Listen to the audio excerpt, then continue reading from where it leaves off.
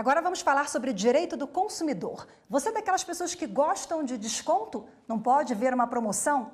Então tome cuidado com a propaganda enganosa, né, Cadu? Rafaela, tem que tomar cuidado mesmo, porque foi o que aconteceu com um casal que ia viajar com milhas e em cima da hora descobriu que só podia comprar as passagens com dinheiro. O servidor público Caio Ferreira, ele mandou um vídeo pra gente contando essa história. Vamos ver. Eu e minha esposa decidimos acumular pontos no programa de fidelidade da Latam, conhecido como Múltiplos, e esse programa ele promete resgate de passagens aéreas em qualquer das companhias, em qualquer dos destinos das companhias ligadas a oneworld. Pois bem, nós decidimos passar a lua de mel nas Ilhas Seychelles e verificamos que acumulamos pontos suficientes para a emissão de 2 passageiros, ida e volta em classe executiva. Ocorre que todas as vezes que eu fui até a loja da Latam ou pelo teleatendimento, eu não consegui nenhuma disponibilidade nos 365 dias à frente. O que aconteceu com o Caio é a chamada propaganda enganosa. Seja na internet ou no comércio de rua, a intenção é atrair os consumidores. Condições de compra e omissão sobre informações do produto também tornam a divulgação uma prática ilegal. A proibição da propaganda enganosa está no artigo 37 do Código de Defesa do Consumidor. Baseado nisso, o servidor público decidiu buscar a justiça. Com os argumentos apresentados pelas empresas e documentos, ele entrou com um processo pedindo indenização por danos morais e a liberação da compra das passagens por meio de milhas. Eles cumpriram a decisão, apesar de ter sido inclusive num voo posterior, mas foi cumprida essa ordem. No final, a sentença confirmou essa decisão e também a indenização de R$7.000.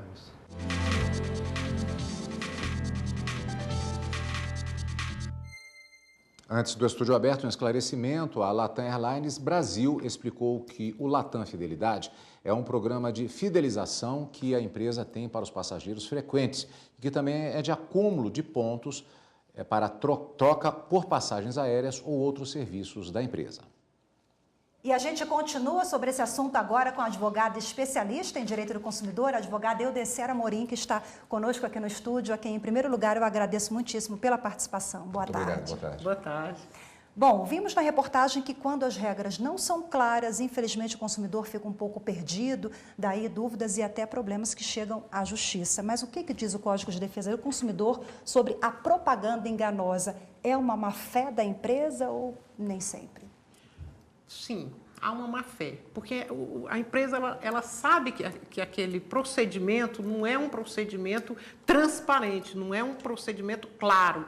Então, ela tenta enganar o consumidor. Por isso é que é considerado crime, inclusive, não é?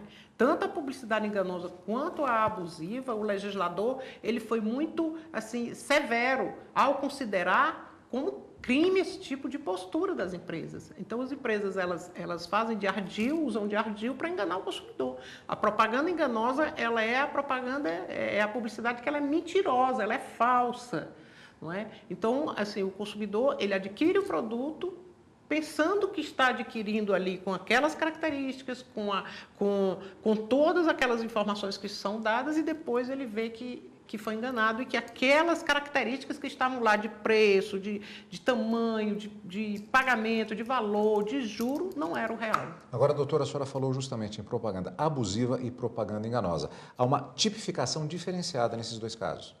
Sim, porque a propaganda enganosa, aquela publicidade enganosa, ela é falsa. Ela é uma publicidade que ela induz o consumidor a erro, a adquirir o produto que, na verdade, não é aquele que está especificado. Seja pelo próprio produto, seja pelas condições de pagamento, taxa de juros, alguma característica do próprio produto ou do serviço. A publicidade abusiva é a publicidade que ela é discriminatória, ela é preconceituosa, ela atinge a moral, ela atinge o social, não é? A sociedade como um todo. Acho um exemplo bem clássico é o exemplo de uma propaganda de roupa em que tinha um padre e uma freira se beijando. Então, isso é uma propaganda abusiva porque ela vai contra a moral, não é? Os costumes, certo? Então, quando você tem essa propaganda que dela causa prejuízo ao consumidor, também a sua saúde, a sua segurança, muitas vezes produtos alimentícios também. Então, essa é uma propaganda abusiva. A propaganda que ela presta uma informação falsa quanto ao produto, ela é enganosa. E aquela propaganda que pode não exibir ali uma mentira, mas há uma omissão na informação, também é crime? Também. Ela é uma publicidade enganosa omissiva. Então, o fornecedor ele deixa de prestar a informação completa para que o consumidor adquira o produto ou o serviço e só depois é que ele vai ver que faltou algo. Por exemplo, quando o fornecedor diz o produto custa X, parcelamos em 10 vezes, custa X, sem juros, parcelamos em 10 vezes. Aí o consumidor, opa, 10 vezes sem juros, vou comprar. Chega, não, sem juros é só até a terceira prestação, a partir daí cobramos juros. Isso é uma propaganda enganosa omissiva. Eu usei o termo tipificação na pergunta anterior, mas, na verdade, é uma área do direito civil, ela também vai para o direito penal? Tipificação é justamente do direito penal. O Código de Defesa do Consumidor, em algumas tipificações dentro do Código, eles colocam como conduta criminal. Então, o próprio Código, no artigo 67, que diz que a prática da publicidade enganosa e da publicidade abusiva configura crime, inclusive com detenção de até 1 ano mais multa. O consumidor que enfrenta qualquer problema relacionado à propaganda enganosa ou abusiva, como proceder? Denunciar. Sempre, sempre, sempre denunciar. Porque, na verdade, não é só um consumidor que está sendo prejudicado, é toda uma coletividade que vai adquirir.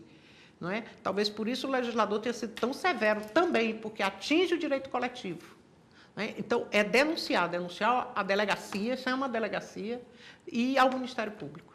Ok, muito obrigada pela participação, pelas informações, uma boa tarde. Eu que agradeço, boa tarde.